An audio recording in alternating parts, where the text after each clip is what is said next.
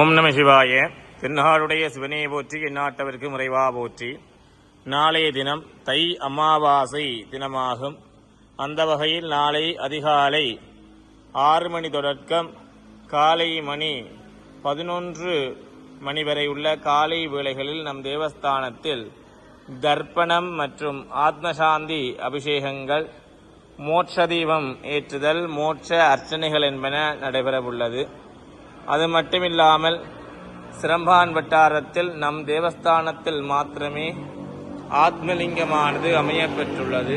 பக்தர்கள் உங்களுடைய கைகளினால் இந்த ஆத்மலிங்கேஸ்வர பெருமானுக்கு அபிஷேகங்கள் செய்து மற்றும் பித்ருக்களை எண்ணி அவருடைய ஆத்மாவானது மோட்சமடைய வேண்டுமென்று தீபங்கள் ஏற்றுவதற்குரிய ஏற்பாடுகள் அனைத்தும் பூர்த்தியான நிலையில் அனைவரும் ஆண் பெண் என்ற பாகுபாடில்லாமல் அனைவரும் இந்த தர்ப்பணங்களில் கலந்து கொள்ள முடியும்.